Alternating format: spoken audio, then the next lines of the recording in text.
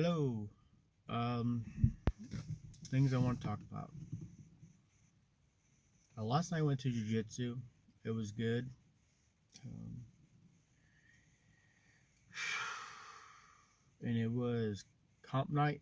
So basically, that's high intensity. You're training like you're training for a competition or trying to hurt somebody, kill somebody. You're fighting for your life basically. Um, and the question that sometimes run through my mind and sometimes I get asked is when are you going to be a purple belt? And the truth is, I don't really care. And I think people really like the belts, but also uh, I think people in general would agree that they'd rather be a really good blue belt than a uh, timely promoted purple belt. If you're there for a certain amount of time, you're decent. You get to become a purple belt. But I'll say I'm not a fan of that at all. I'd rather be really good, either smoking or about to smoke purple belts, or at least I can hang with the purple belts, and even the brown belts. I'd rather be able to hang with them than to be on their level, and I can't even hang with the white belts. And there are some really good white belts out there. I mean, most white belts don't have experience, but some white belts come in with previous wrestling experience and they just catch on to everything really fast. And we've got a few of those guys. And my days, being a blue belt for as long as I've been, um, it just shows me that it's so much more important to be really good, no matter what level you are, than to be a high level in terms of belt and being low level in terms of skill. So, I'd rather stay blue belt forever and gradually become better.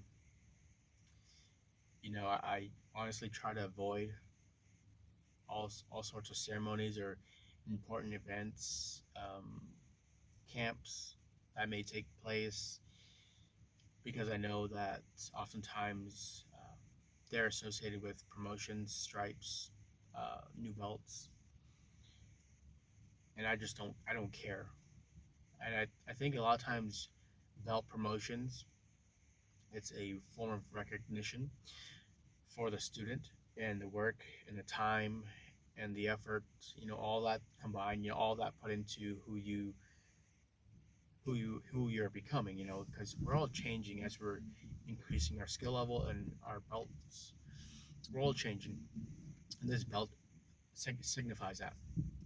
But to a degree, I would also say that these belts are, I'd say they're a little bit for the black belts, that are professors, the people that own the gym, because the more people you have with different colored belts, the more credible you are. I would say. Forgive me. I drank some coffee and yeah. But yeah, I think it's also for the professors, and I think that does everybody a disservice if you're not ready for your belt and you're just getting promoted because you need color in your gym so that you could seem more credible and maybe not credibility, but it makes you seem. Actually, maybe it is credibility might be the word. If you've got a ton of white belts,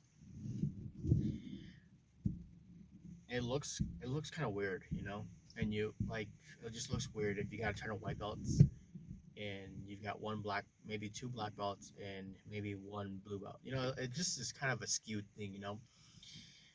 But at our gym, we've got like 3 or 4 purples, like 4 or 5, maybe even 6 blues, and a ton of white belts. You got like maybe 2 brown belts, and you got like 3 or 4 black belts.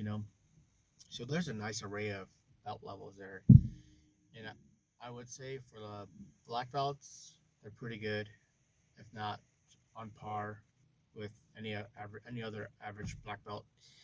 The brown belts are good, um, and they can hang with just about anybody. The purple belts, I would just say, I thought purple belts were supposed to be way higher level. That could they could play with higher belts and also potentially submit them. But the way it seems here at my gym, it just seems like maybe it's not that way. I'll just be honest. I haven't seen any uh, purple belts actively submit somebody. I may have heard of it somewhere, but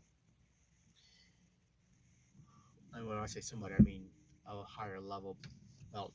Like, so maybe my perception of what a purple belt might be skewed, but my perception is a purple belt. My perception also is based on other people's perception, and I gathered all their perceptions and turned it into mine. But my perception of a purple belt is someone who is advanced. They can take on a new white belt, whether they're trained or not. They can beat blue belts. They can hang with browns and beat brown belts, and they can also hang with black belts and potentially tap out black belts. And I just, I don't see that, you know. But I guess I would also say when you're in a gym where most people are hobbyist jujitsu practitioners, it's probably the case. I don't know of anybody in my gym who is competing every other week or who's competing whenever the big comps come. So I would probably say that's probably why. We're not high comp gym. I think most people are, trying to stay in good shape.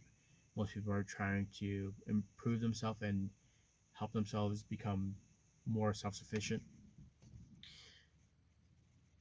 But I don't see a lot of guys running through comp. So that's probably the case. But to the original point, um, I'd rather be a really, really good blue belt than a crummy purple belt. And I would, and if the day ever came where they gave me that purple belt, they'd have to, they'd have to lasso it on me. Because I would run. I would not, they'd have to tie me up like a pig. And if you've ever watched PBR, they have uh, the Cowboys. They're, they open the gates and the little bulls are running, and they got their lasso and they're just tying it up and hop off. They tie the legs. That's what they would have to do to me, because I don't think that I want to be a purple belt unless I am smoking purple belts, unless I'm hanging with browns. I don't want it. I don't want it unless I'm that level or more. And that's just my thoughts. What are your thoughts? Do you feel like you're a good blue belt? Do you feel like you're a good purple belt? Do you feel like you're a good white belt? Are you hanging with blues? Are you smoking the blues? Are you smoking other blues from other gyms? I'd just be curious to know. Um, but yeah, that's my thoughts. I'd rather be good than get promoted just because I've been there a long time.